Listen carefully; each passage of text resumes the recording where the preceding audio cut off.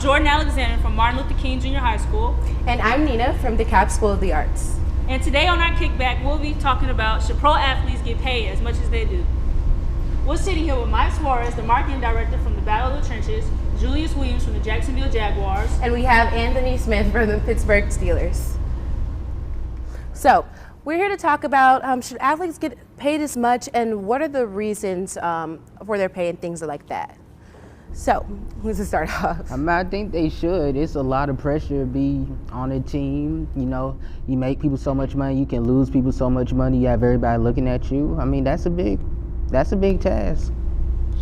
I think they should, not even including what they do as a job, but outside of their job, how they get like the publicity they get and stuff like that. Everybody has a critique, everybody has something to say, and everybody's trying to look into your life. I think on that end and the job, not most people who have a job, they don't have to worry about their personal lives being affected or being affected by their job. So right. And then I believe that pro athletes should get paid as much too, because not only are you looking from the outside and all the positive things, but they do have like a lot of health risks that go along with it, with concussions, and say one wrong move, then your whole career is over. And so at least you have the money that you've made before to kind of help you as you're trying to recover. All right, a lot of them go broke after they leave the league, so.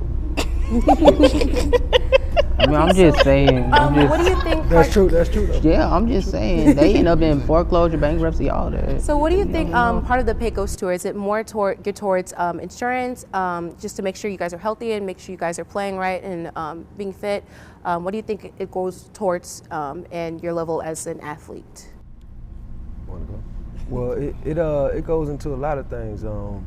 Like they said, there's a lot of health issues that come with it. So afterwards, after the game, and even during the game, you know, you have your insurance, then you life insurance, and then other things like what else do we have? Like retirement plans and things like that. So it all goes forward and towards those things. The same question for me. Well, pretty much, yeah. What he said, he pretty much hit it, and I just think that people don't realize the work that we put into, you know, to be able to earn, you know, what we do earn. I mean, we work for 20 years, you know, and some guys, the average career is maybe 2 to 3 years. You know, some guys work their whole lives and put themselves at risk. You know, I'm 30. I have a permanent limp, maybe for the rest of my life because of knee injuries. You know, so people don't realize what the effects that the game, you know, and most people, you know, they can't go back into the regular society and get a regular job because it's painful to live every day, you know, from being hit by men that weigh 350 pounds that are moving as fast as some cars sometimes. So, you know, that definitely is a dangerous job. And then as far as the money pay goes, you know, all that's based on the revenue that, you know, we generate as a whole too. So, you know, that's what, you know, the big breakdown comes from, just a big revenue generating organization. So do you guys think that part of what the athlete is paid, do you think that it should go into things that such as charities and things like that, just knowing where your roots are and where you're coming from? Do you think that's a good idea to have a requirement for giving back? I mean, I feel like it's their choice because, I mean, it's their money. I mean, they can do it. They can give it back to the community if they want to, or they could like save it up, or they can spend it if they want to. I mean, if it wasn't for fans like that, though, they wouldn't have a career to begin with.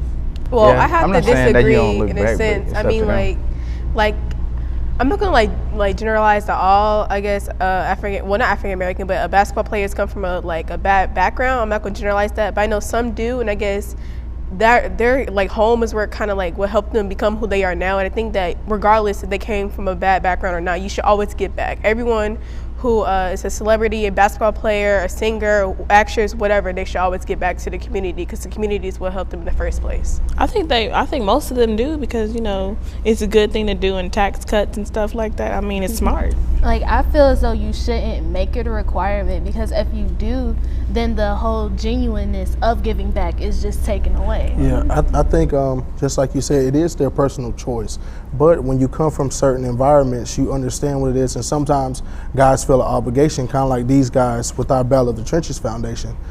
We understand that there's a need for underserved communities for different services, and these guys use their influence. But as far as them being required to, I don't think people are required to, but those that do should be, praised and put on the pedestal like these guys. So, and as far as the teams go, they do have things set up to where you can pretty much, and they understand that, try not to take the genuineness away from it. So they give you different choices to choose from, what events you want to do. Go to the hospital, go clean up here, go just different things though they do have set up for.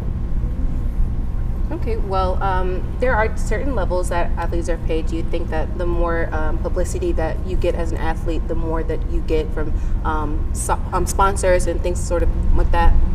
If you're good. If you're not good and you still publicity, you don't need to be. That's your money. You don't need to.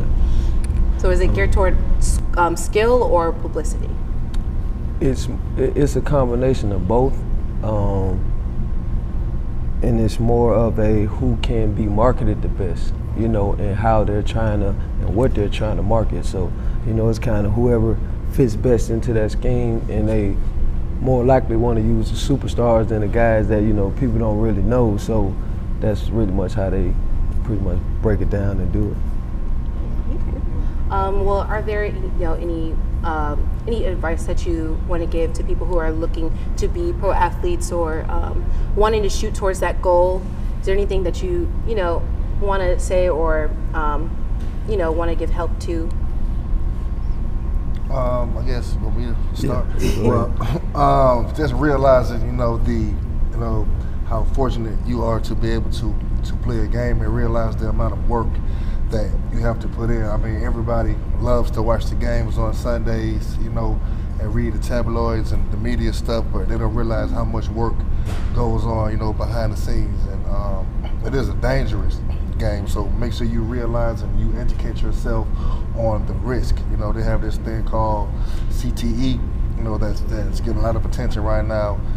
So guys, it's out to some guys for the rest of your life. You guys are 35 years old and they can't even, think straight, so just realize and educate yourself on what you're getting involved with, and make sure if you do want to be a professional athlete, understand that it comes with a lot of pressure, from your friends, from your family.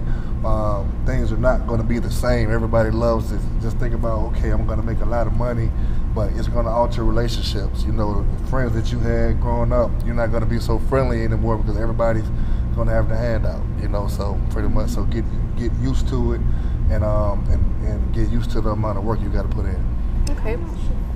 Okay, that was a really great discussion on pro athletes. I'm Nina. I'm Jordan.